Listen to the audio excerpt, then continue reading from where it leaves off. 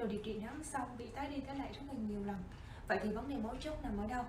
Hôm nay Miền Thơm Mộc Spa sẽ chia sẻ cái cách làm sao để giúp cho các bạn điều trị nám một cách hiệu quả nhất, và sau khi điều trị xong thì mình sẽ duy trì được cái kết quả đó lâu và không bị tái lại. Thì trước hết chúng ta sẽ tìm hiểu về các nguyên nhân hình thành nên nám da. Chúng ta sẽ cùng nhìn vào hình. Đây là tế bào melanocyte. Tế bào melanocyte sẽ sinh ra các hạt melanin và di chuyển lên trên. Thì khi các hạt melanin di chuyển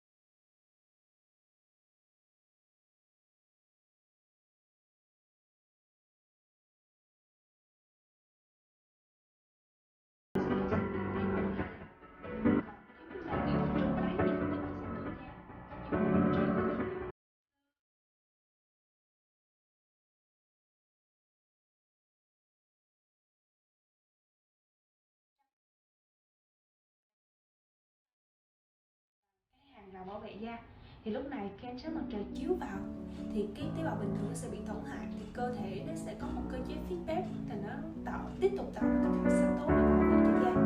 Thì đó chính là việc tăng sinh tố, cũng là mấu chốt của việc tại sao điều trị nám nó cứ tái đi tái lại nhiều lần vậy. Để giải quyết vấn đề này, chúng ta cần lưu ý cái chỗ nào? Đó chính là việc bổ kem chống nắng của chúng ta. Và chống nắng là cái điều rất là quan trọng trong tất cả các phương pháp điều trị sắc tố hay điều trị nám da. Chúng ta điều trị mà chúng ta lấy đi cái hàng rào bảo vệ da thì chúng ta cần một hàng rào bảo vệ thay thế cho da, đó chính là kem chống nắng.